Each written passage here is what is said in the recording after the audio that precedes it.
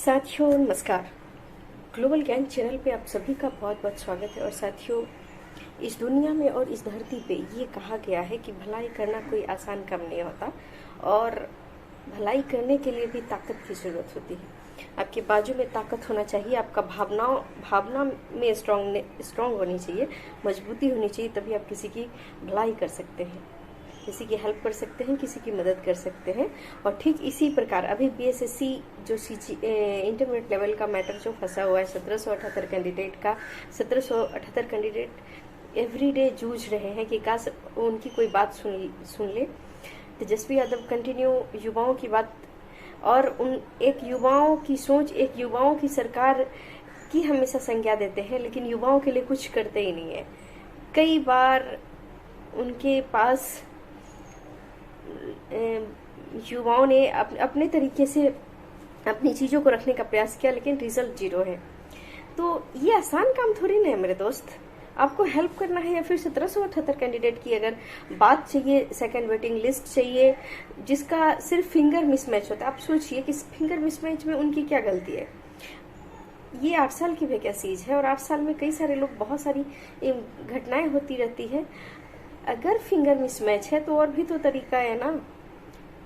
ये कह देना कि नहीं, फिंगर मिसमैच के कारण आप एलिजिबल नहीं है, आप योग्य नहीं है इस जॉब का, ये तो कोई मैटर ही नहीं है।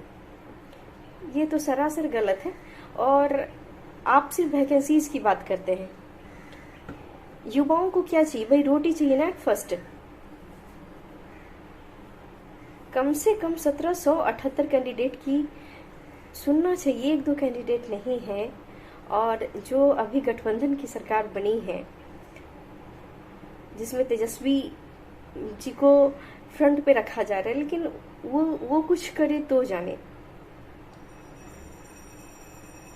ऐसे झूठ का थोड़ी ना कहा गया है कि किसी की मदद करना और किसी की हेल्प करना कोई आसान काम नहीं होता इस धरती पे। अगर आप किसी की मदद कर रहे हैं तो आपका दिल, दिमाग और आपको जो शक्ति मिली है ईश्वर की कृपा से और ईश्वर के द्वारा, वो अद्भुत शक्ति है जो आम नेताओं और आम लोगों में नहीं होती है। ठीक वैसा ही समझ लीजिए। आपको मालूम है कि अभी जो सामान्य प्रशासन विभाग जो है मुख्यमंत्री के पल्ले में है, नीतीश कुमार जी भले ही सरकार किसी की भी हो, कुर्सी तो वही लेंगे। और कुर्सी लेंगे तो 1778 आखिर उनको, मतलब उनके मन में क्या है? क्या कोई अगर गलत परंपरा है तो इसको तोड़ी नहीं जा सकती है भाई। जो आयोग की गलती है, 8 साल तक कंटिन्यू आप बच्चों को जिंदगी बर्बाद कर रहे हैं। जिनकी एज बची हुई है, चलो वो बेसिस सीजीएल उनके लिए बहुत अच्छी अपॉर्चुनिटी है, चांस है, क्योंकि अब उसके लिए भी कुल मिला के 48 से 50 दिन बाकी है। आप उस बिंदु पे भी मैं थोड़ा सा चर्चा कर लेती हूँ कि उसमें भी 50 मैथमेटिक्स रहेगा, 25 मैथ रहेगा, 50 रीजनिंग और 25 मैथ, साइंस का भी रहेगा और करेंट अफेयर्स भी है, बिहार स्पेशल भी, कई सारा ये मिसलेनियस टाइप का जीके एंड जीएस सब कुछ इंक्लूड करके है। उसमें कुछ कुल 50 दिन बाकी है। तो जिनकी एज बाकी है उस पर पूरा फोकस कीजिए, क्योंकि लेवल 7 का नौकरी कोई छोटा नौकरी थोड़ी ना होता है, उस पर भी फोकस कीजिए। लेकिन जो 1778 कैंडिडेट है, इनकी कौन सुनेगा? जिनके पास एज भी बाकी रही है, जिनकी शादी टूट रही है। अब सोचिए कि बड़ी, मतलब किसी की, मतलब जिंदगी से इतना ख्वाब। अरे भैया, 1778 कैंडिडेट का अगर चूल्हा जलेगी तो कितनी सारी धुएं मिलेंगे। लेकिन अपनी कुर्सी चाहिए, अपना जनरेशन और अपना सब कुछ चाहिए नेताओं को।